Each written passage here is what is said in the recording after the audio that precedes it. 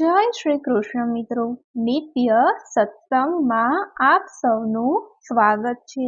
આજે આપણે સાંભળીશું શ્રાવણ માસનું મહાત્મય। તો જો આ વિડીયો તમને પસંદ પડે તો લાઈક અને શેર કરી ચેનલને સબસ્ક્રાઈબ જરૂરથી કરજો।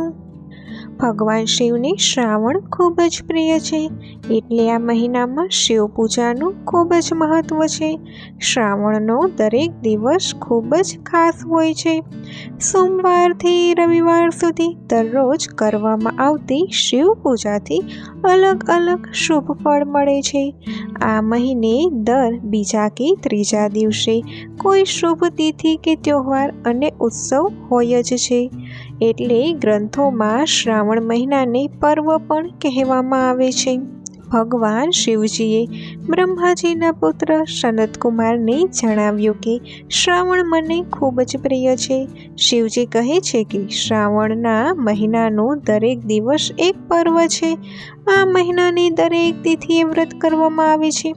આ મહિનામાં એક દિવસમાં પણ સંપૂર્ણ વિધિ વિધાન અને ભક્તિથી વ્રત કરી લેવામાં આવે તો તે પણ મને ખૂબ જ પ્રિય લાગે છે। શ્રાવણ મહિનાના મહત્વને સંપૂર્ણ રીતે જાણવા માટે બ્રહ્માજીના 4 મુખ, ઇન્દ્રની 1000 આંખ અને શેષનાગની 2000 જીભ બની છે।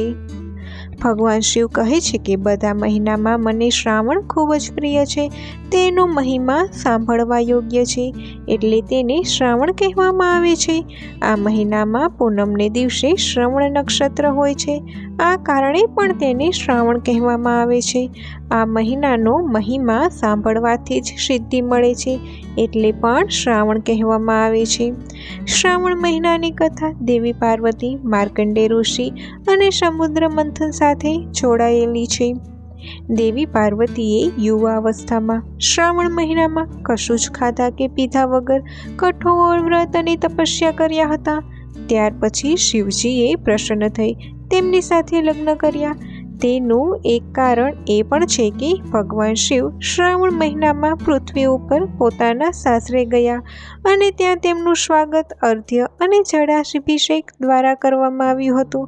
માન્યતા છે કે દર વર્ષે શ્રાવણમાં ભગવાન શિવ પોતાને સાસરે આવે છે। માન્યતા એવી પણ છે કે શ્રાવણ મહિનામાં જ સમુદ્ર મંથન કરવામાં આવ્યું હતું। સમુદ્ર મંથન સમયે જે હલાહલ વિષ બહાર આવ્યું હતું તેને ભગવાન શંકરજીએ ગળામાં જ રોકી લીધું અને સૃષ્ટિની રક્ષા કરી હતી, પરંતુ વિષ પીધા પછી ભગવાનનો કંઠ વાદળી પડી ગયો હતો, એટલે તેમનું નામ નીલકંઠ મહાદેવ પડ્યું। ઝેરની અસર ઘટાડવા માટે બધા દેવી દેવતાઓએ તેમને જળ ચઢાવવાનું શરૂ કર્યું, એટલે શિવલિંગ ઉપર જળ ચઢાવવાનું ખાસ મહત્વ છે। થોડા વિદ્વાનો માર્કંડેય ઋષિની તપસ્યાને પણ શ્રાવણ મહિના સાથે જોડી દે છે। માન્યતા છે કે માર્કંડેય ઋષિની ઉંમર ઓછી હતી, પરંતુ તેમના પિતા મર્કંડુ ઋષિએ તેમને અકાળ મૃત્યુ દૂર કરી લાંબી ઉંમર મેળવવા માટે શિવજીની વિશેષ પૂજા કરવાનું કહ્યું। ત્યારે માર્કંડેય ઋષિએ શ્રાવણ મહિનામાં જ કઠોર તપસ્યા કરી અને શિવજીને પ્રસન્ન કર્યા, જેથી મૃત્યુ એટલે કે કાળના દેવતા યમરાજ નતમસ્તક થઈ ગયા હતા, એટલે જ શિવજીને મહાકાળ પણ કહેવામાં આવે છે। શ્રાવણ માસ કામના અનુસાર ફળ આપનાર છે। શિવને શ્રાવણ માસથી અધિક પ્રિય એક પણ માસ નથી। આ મહિનામાં મનુષ્યના નિષ્કામ કૃત કર્મનું મોક્ષરૂપી ફળ મળે છે।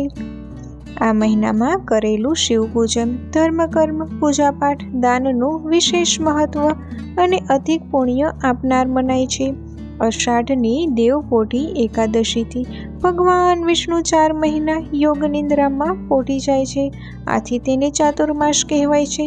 આ 4 મહિના સૃષ્ટિનું સંચાલન મહાદેવજીના શિરે હોય છે। ચાતુર્માસ દરમિયાન યોગીઓ, સંન્યાસીઓ 4 માસ માટે એક જ જગ્યાએ નિવાસ કરી તપસ્યા અને આરાધના કરે છે।